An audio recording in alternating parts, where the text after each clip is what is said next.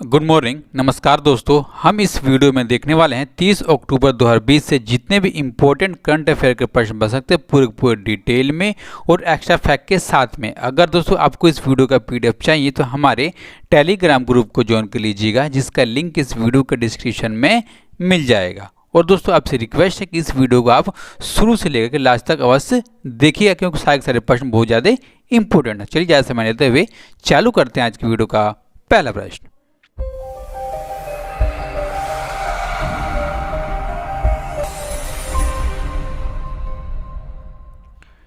International non violence day is observed on which of the following days, यानी कि अंतर्राष्ट्रीय अहिंसा दिवस निम्न में से किस दिन मनाया जाता है। दोस्तों इसको हर साल ऑप्शन नंबर सी यानी कि 2 अक्टूबर को, जो महात्मा गांधी हमारे देश के राष्ट्रपिता, उनके जन्म दिवस के उपलक्ष्य में इसको मनाया जाता है। अब देखिए, जो संयुक्त राष्ट्र की आम सभा के अनुसार इस दिवस का उद्देश्य लोगों में शिक्षा और जन जागरूकता के माध्यम से अहिंसा का संदेश देना है और अहिंसा की नीति के जरिए विश्व भर में शांति के संदेश को बढ़ावा देने के महात्मा गांधी के योगदान को सराहना करने के लिए दोस्तों इस दिन को अंतर्राष्ट्रीय अहिंसा दिवस के रूप में दोस्तों हम मनाने का काम करते हैं। अब देखिए, जो संयुक्त राष्ट्र सभा है उसके महासभा के अनुसार दोस्तों टोटल 191 देशों में से 140 देशों ने दोस्तों इसको मनाने के पक्ष में अपना वोट किया था और इसलिए दोस्तों हम इसको हर साल 2 अक्टूबर को मनाते हैं।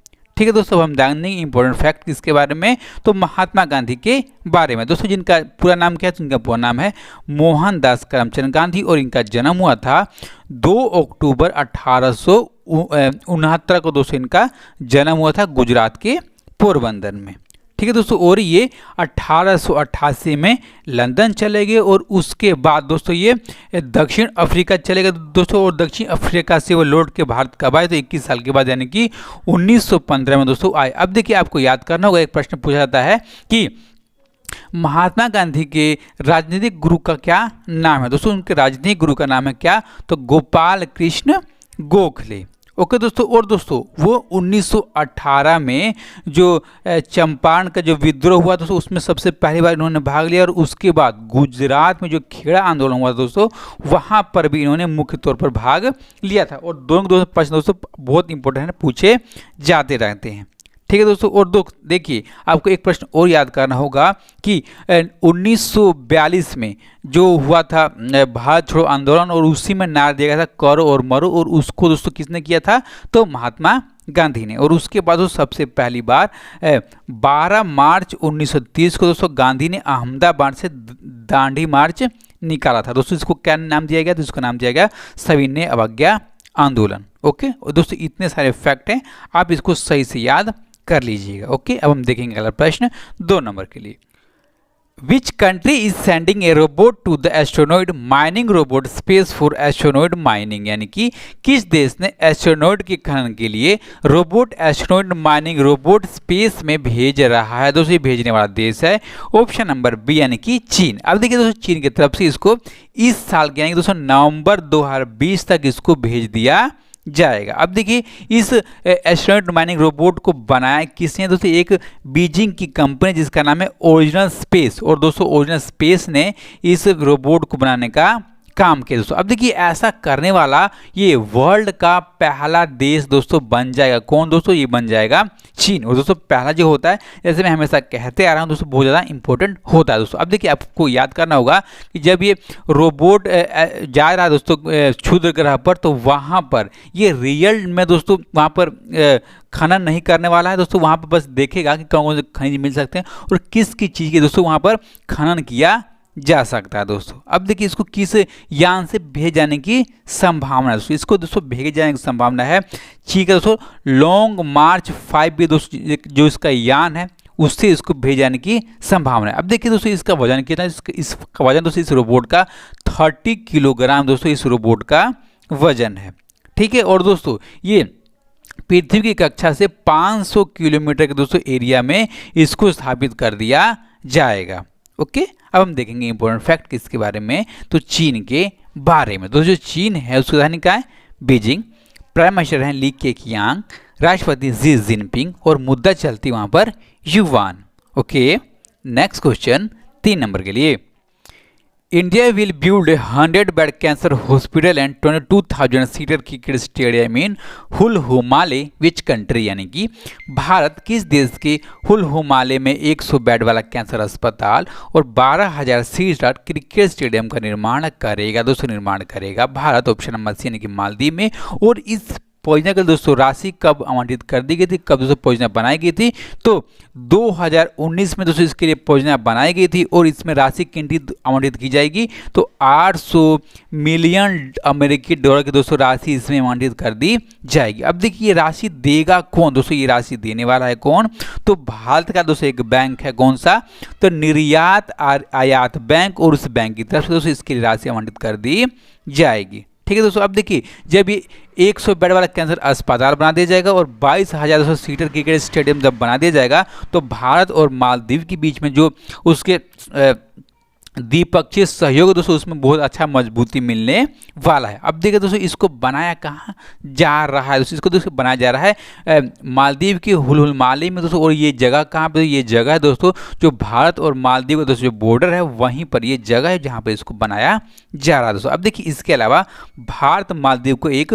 डोनियर विमान प्रदान भी करने वाला है दोस्तों। अब देखिए जो डोनियर विमान है इसकी खासियत क्या है, इसकी खासियत ये है कि जो भी आतंकवादी गतिविधियां होती हैं, यानी कि दोस्तों जो आतंकवादी होती हैं उन पर नजर रखने के लिए दोस्तों इस विमान को खास तौर पर बनाया गया दोस्तों। इसको भारत किसको दे रहा है, भारत दोस्तों दे रहा है मालदीव को, और इसको दोस्तों 2016 में दोस्तों इसके लिए आवंटित कर दिया गया था कि देगा भारत। ठीक है, अब हम जाएंगे दोस्तों इसके बारे में जानते हैं मालदीव के बारे में, जिसकी राजधानी दोस्तों जिसकी राजधानी है क्या, तो पुरुष इसकी राजधानी है, उसके राष्ट्रपति हैं इब्राहिम मोहम्मद सोली इसके राष्ट्रपति। यहाँ पे मुद्रा चलती है मालदीवियन रुपया, यहाँ पर दोस्तों मुद्रा नहीं करेंसी के रूप में चलती है। ओके, अब देखते हैं अगला प्रश्न 4 नंबर के लिए। Who has been appointed the next ambassador of India to Cambodia, यानी कि कंबोडिया में भारत का अगला राजदूत किसे नियुक्त किया गया है, दोस्तों नियुक्त किए गए हैं। ऑप्शन नंबर ए यानी कि देवयानी उत्तम खोबरगाड़ी को दोस्तों कंबोडिया में भारत का अगला राजदूत के तौर पर नियुक्त कर दिया गया है दोस्तों। ठीक है, अब देखिए ये हैं कौन, तो ये भारतीय विदेश सेवा की एक 1999 बैच की एक अधिकारी हैं और ये वर्तमान में दिल्ली स्थित जो मुख्यालय वहां पर संयुक्त सचिव के रूप में दोस्तों अपनी सेवाएं दे रहे हैं, जिनका नाम क्या है, तो जिनका नाम है देवानी उत्तम खोबरगाड़े दोस्तों। अब देखिए लगभग दोस्तों ये 21 साल का इनका करियर है और दोस्तों अपने करियर में इन्होंने बर्लिन, इस्लामाबाद, रोम, न्यूयॉर्क में दोस्तों जितने भी भारतीय मिशन थे दोस्तों वहां पर इन्होंने अपनी सेवाएं देने का काम किया दोस्तों। अब देखिए कंबोडिया में भारत के अगले राजदूत कौन दोस्तों बना दिए गए हैं, तो देवयानी उत्तम खोबरगाड़े। ओके, अब हम देखेंगे दोस्तों कौन सा प्रश्न, तो बहुत इंपॉर्टेंट 5 नंबर के लिए प्रश्न। How much kilogram did the ideal weight for Indian man and woman increase, यानी कि भारतीय पुरुषों और महिलाओं के लिए आदर्श वजन बढ़कर कितना किलोग्राम हो गया है दोस्तों, हो गया है कितना, तो ऑप्शन नंबर यानी कि दोस्तों पुरुषों के लिए 65 किलोग्राम और महिलाओं के लिए 55 किलोग्राम दोस्तों आइडियल वेट हो गया है दोस्तों। अब देखिए इसकी घोषणा किसने की, यानी किसके हवाले से दोस्तों इस वजन को बढ़ाया गया है दोस्तों। अब देखिए जो हमारे देश का नेशनल इंस्टीट्यूट ऑफ न्यूट्रिशन है जो हैदराबाद में स्थित है दोस्तों, उसके हवाले से जो आइडियल वेट है दोस्तों इंडियन मैन और वुमेन्स का उनको बढ़ा दिया गया दोस्तों। ठीक है, अब देखिए पिछले कितना वेट हुआ करता था दोस्तों, पिछला वेट हुआ करता था पुरुषों के लिए 60 किलोग्राम और महिलाओं के लिए कितना दोस्तों, तो महिलाओं के लिए 50 किलोग्राम आइडियल वेट पहले हुआ करता था, लेकिन अब की बार दोस्तों इन दोनों में 5 किलोग्राम की बढ़ोतरी कर दी गई है। अब देखिए इसके अलावा दोस्तों जो 2010 में दोस्तों जो चलता था पुरुष और महिलाओं की हाइट, और उसमें भी दोस्तों तब्दीली की गई दोस्तों, कितनी की गई है दोस्तों, 3 इंच की तब्दीली की गई है। अब देखिए दोस्तों जो पिछले हुआ करता था पुरुषों के लिए जो आइडियल हाइट उस कितना हुआ करता था दोस्तों, हुआ करता था कितना, तो 5 फीट 6 इंच की दोस्तों हाइट हुआ करता था, लेकिन जो पुरुषों का अब कितना बढ़ा कर दिया गया दोस्तों, पुरुषों का 5 फीट 8 इंच दोस्तों आइडियल हाइट कर दिया गया। ठीक है, अब महिलाओं का कितना दोस्तों, महिलाओं का पिछला हुआ करता था कितना, तो 5 फीट और अब कितना कर दिया गया दोस्तों, अब कर दिया गया है 5 फीट 3 इंच दोस्तों अब कर दिया गया। ठीक है, आप दोस्तों इस प्रश्न को सही से याद कर लीजिएगा। अब हम देखेंगे अगला प्रश्न 6 नंबर के लिए।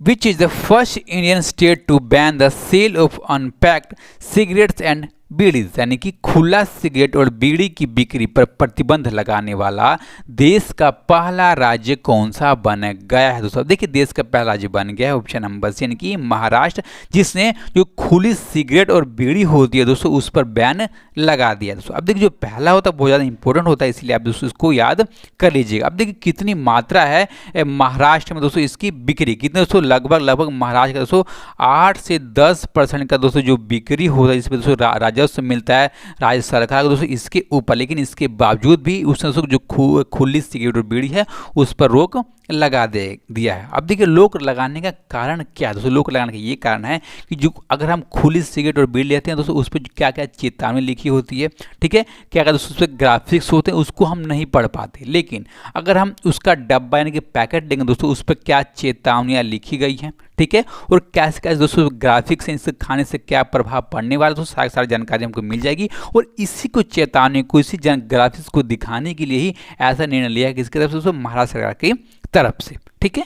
अब हम देखेंगे किसके बारे में, तो महाराष्ट्र के बारे में जो परीक्षा दृष्टिकोण से इंपॉर्टेंट फैक्ट है दोस्तों, तथ्य हैं, ठीक है। अब देखिए जो महाराष्ट्र है इसकी गर्मियों की राजधानी है मुंबई और ठंडियों की है नागपुर, ठीक है। इसके चीफ मिनिस्टर हैं उद्धव ठाकरे, गवर्नर भगत सिंह कोश्यारी और इसकी पार्लियामेंट में सीटें हैं राज्यसभा की 19 और लोकसभा की 48। राज्य बना था कब, तो 1 मई 1960 को और बम्बई हाई कोर्ट के अंडर में आता है। उसके पहले टाइम के चीफ जस्टिस हैं वीपी धर्माधिकारी। और दोस्तों इसका राज्य के जानवर है इंडियन गिलहरी, पक्षी पीले पर वाला हरा कबूतर, फूल जरूल का और पेड़ है आम का। ओके, आप देखते हैं अगला 7 नंबर के लिए। Who has been appointed as the Director General of National Security Guard यानी कि राष्ट्रीय सुरक्षा गार्ड के महानिदेशक के रूप में किसे नियुक्त किया गया है दोस्तों? नियुक्त किए गए हैं कौन, तो ऑप्शन नंबर डी यानी कि SS देसवाल को राष्ट्रीय सुरक्षा गार्ड के महानिदेशक के रूप में नियुक्त किया गया दोस्तों। अब देखिए जो SS देसवाल है इनका पूरा नाम क्या है दोस्तों? इनका पूरा नाम है सुरजीत सिंह देसवाल दोस्तों, इनका पूरा नाम है। अब देखिए इनकी नियुक्ति कब की गई, तो इनकी नियुक्ति 28 सितंबर 2020 को इनकी नियुक्ति की गई, जो केंद्रीय गृह मंत्रालय है उसके आदेश के अनुसार। अब देखिए दोस्तों जो इनकी नियुक्ति है ये अतिरिक्त प्रभार के रूप में हुई है। लेकिन दोस्तों अभी ये प्रेजेंट टाइम पर जो भारत तिब्बत सीमा पुलिस यानी कि जो दोस्तों जो ITBP है उसके महानिदेशक के रूप में अपने दोस्तों सेवाएं दे रहे हैं, ठीक है दोस्तों। अब देखिए इन्होंने स्थान किसका लिया है, दोनों इन्होंने स्थान लिया किसका, तो अनूप कुमार सिंह का इन्होंने स्थान लिया। जो अनूप कुमार सिंह है दोस्तों ये सेवानिवृत्त हो गया अपने पद से कब, तो 30 सितंबर 2020 को दोस्तों ये सेवानिवृत्त हो गए। अब देखिए दोस्तों जो SS देसवाल हैं ये हरियाणा कैडर के एक 1984 बैच के दोस्तों एक भारतीय प्रशासनिक सेवा यानी कि IPS एक अधिकारी हैं दोस्तों, ठीक है।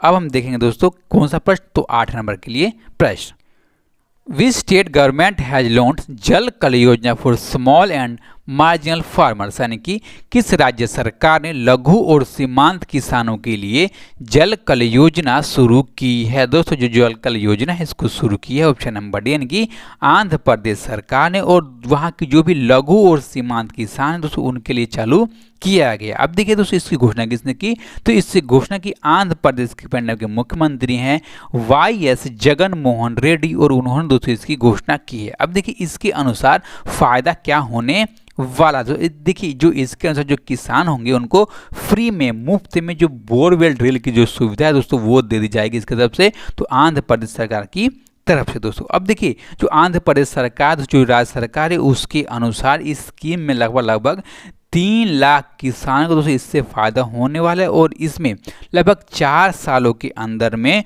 2340 करोड़ रुपए दोस्तों इस योजना के अंतर्गत में खर्च किया जाएगा दोस्तों। अब देखिए सबसे इम्पोर्टेंट आपको समझना है कि दोस्तों इसके अंतर्गत में जिन भी किसानों का लगभग दोस्तों 5 एकड़ की जमीन होगी उसको इसका फायदा दिया जाएगा, ठीक है। और इसमें जो फ्री में जो बोरवेल ड्रिल की सुविधा दी जाएगी किसकी तरफ से, तो आंध्र प्रदेश सरकार की तरफ से। ओके, अब हम देखेंगे अगला प्रश्न 9 नंबर के लिए, वेदांतु नामक ऑनलाइन ट्यूशन प्लेटफॉर्म के ब्रांड एम्बेसडर निम्न में से किसे नियुक्त किया गया है? दोस्तों नियुक्त किए गए हैं ऑप्शन नंबर यानी कि आमिर खान वेदांतु नामक दोस्तों जो ऑनलाइन ट्यूशन प्लेटफॉर्म है इसके ब्रांड एम्बेसडर के तौर पर नियुक्ति कर दी गई है। अब देखिए इससे पहले जो अभिनेता है शाहरुख खान दोस्तों इस ऑनलाइन ट्यूशन प्लेटफॉर्म के ब्रांड एम्बेसडर के तौर पर दोस्तों वो काम कर रहे थे। ठीक है, अब देखिए दोस्तों जो शाहरुख खान है दोस्तों आपको पता होगा परियोजना पे जो बायजू है दोस्तों उसके ब्रांड एम्बेसडर के तौर पर दोस्तों उनकी नियुक्ति कर दी गई है। ठीक है, अब देखिए आपने कुछ दिन पहले ये भी देखा होगा कि जो आमिर खान है दोस्तों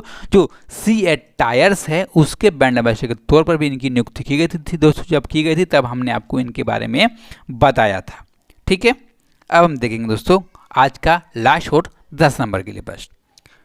विजय Vardhan has been appointment as the chief secretary of which state, यानी कि विजय वर्धन को किस राज्य के मुख्य सचिव के रूप में नियुक्त किया गया है? दोस्तों नियुक्त किया गया है ऑप्शन नंबर सी यानी कि हरियाणा के मुख्य सचिव के रूप में नियुक्त किया गया किसको? तो विजय वर्धमान को। कब किया गया दोस्तों? तो राज्य सरकार की तरफ से 30 सितंबर 2020 को इनकी नियुक्ति कर दी गई। किसके स्थान पर? तो आनंद अरोड़ा के स्थान पर दोस्तों इनकी नियुक्ति कर दी गई है दोस्तों। कब तक ये अपने सेवा बने रहने वाले हैं?